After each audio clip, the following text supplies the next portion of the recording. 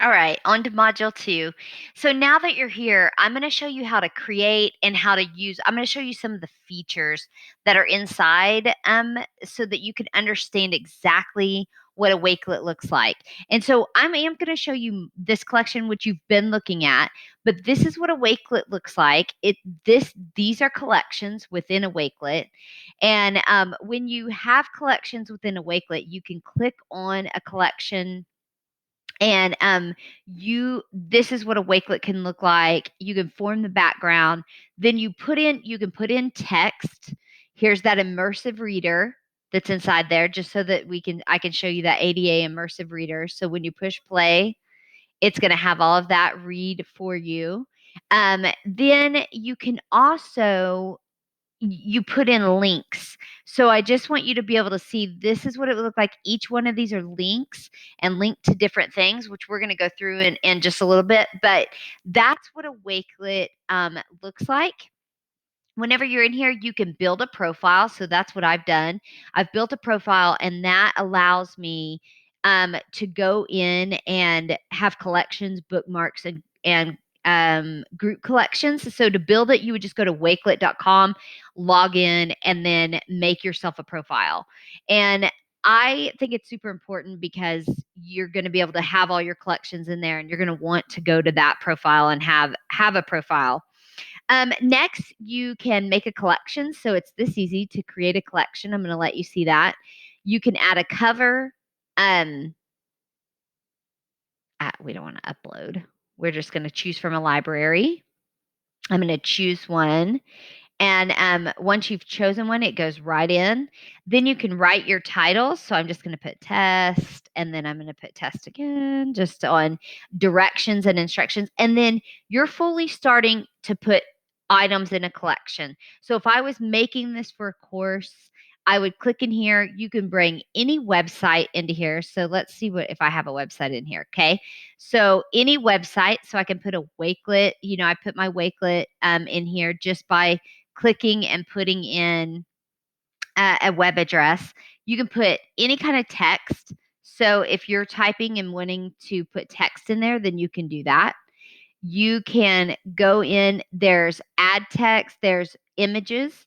So you can put any kind of image in there. It's going to allow you to do that. You can put bookmarks. So anything that you've bookmarked within Wakelet, it's going to be right there for you. So if you know that you've bookmarked some items that are in, and you're going to see that in a little bit, how to do that, then you can just add those. So I can just grab and add, and that's going to immediately embed inside there. You can do any PDF.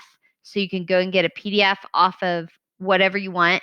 And then here are all the different items. If you're a big Twitter person, you can go pull tweets in super easily. Here is Flipgrid, and it may not open for me directly, but it might. It's probably going to do a side deal.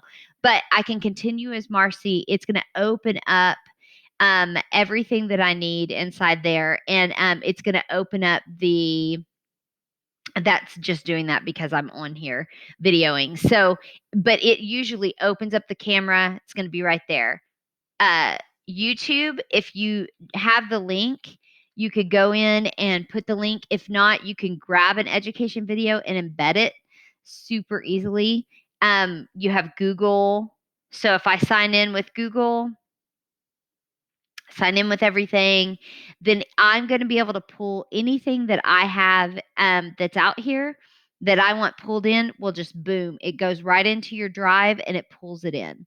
And that's such an incredible feature to have. And then you have your OneDrive, which is the same way. So it's going to open up, you would log in and have all of that. So that it's that easy to build a collection full of resources. And then you can change the layout. So, you might want to do a compact view. You might want to do easy reader mode, reorder mode, I'm sorry. And that kind of moves everything and lets everything that can be an ADA thing where it's real easy to read, and students can find it real easily, like if you're doing step 1, step 2, that kind of that can be a modification. Then you also have grid view, or you have board. This is kind of like a Pinterest view, which I really like. Students like that. So you have that ability to change that layout. once you're done editing it, you can invite students. So if you're wanting your students to be able to, they could come in and read everything, but they can't change any of your text or your pictures. But if you, let's say you set this up and you want it to be to where they can come in and add something underneath. Let's say you put in a journal article in here that you need them to read and then comment on. They can push this plus and they can add their comment and their resources to it. But you need to invite them to do that. So invite, you're going to add contributors. And so you would go into that link and you would copy this link right here or give them code or that they can download this way. Any of that is going to allow them to get in and become an editor. And it will allow them to put the different resources in there. You definitely want to make this. Let me talk to you about public, private, and unlisted.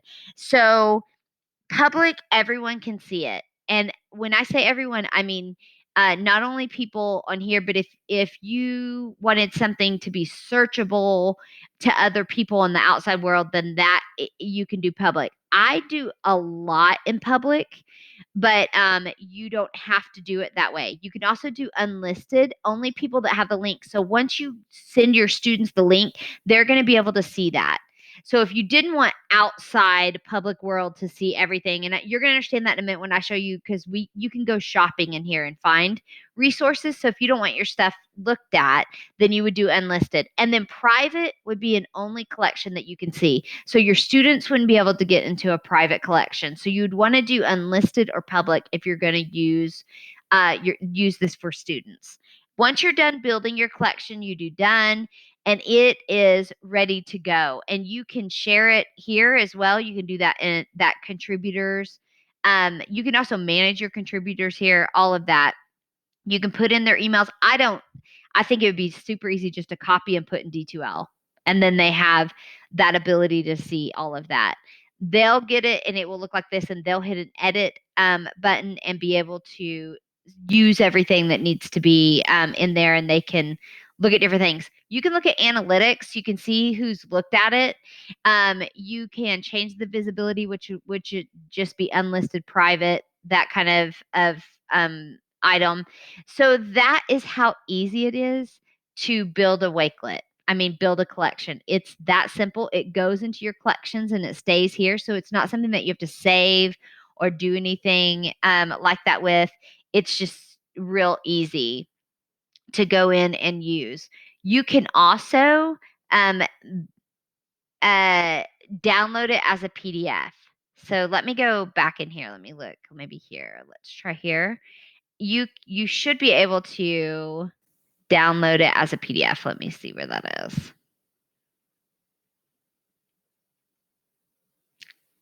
Maybe an edit. I don't know why it's showing up like that. I don't know why it's doing that. Let me go back over here.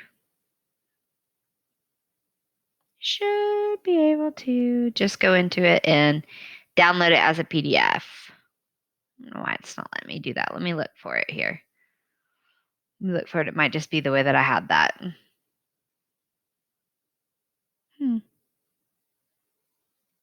Oh,